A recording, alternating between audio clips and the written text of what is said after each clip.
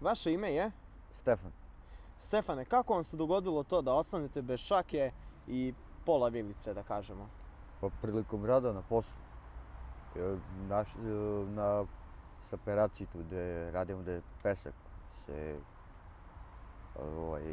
prerađuje, ispala je stvar kao pljoska flašice, onda da vidim šta je, kako sam čistio od zemlje,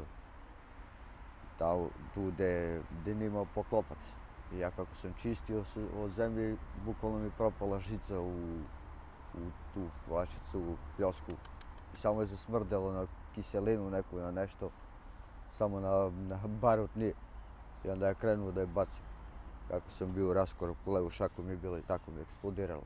Eksplodirala vam je bomba. Tako. Kako ste se osjećali posle toga?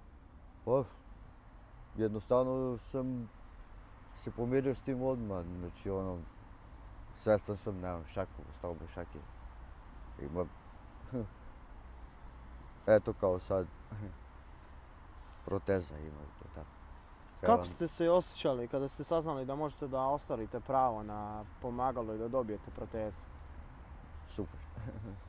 Baš i bio sam iznenađen što uopšte mogu tako da dođem brzo i lako do električne proteze. Da. Šta vam je pružilo najviše podrške u takvim trenucima?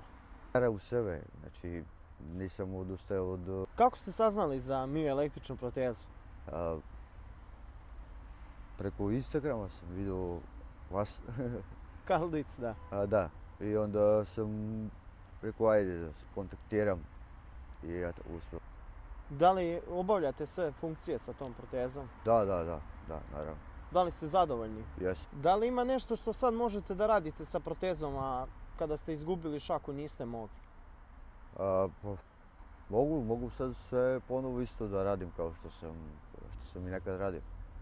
Sa građanske mašine, kao što taj posao sam od uvek radio i sad mogu da nastavim, naravno, sa protezom, isto da radim to. Hvala vam, Stefane. Nema na čemu.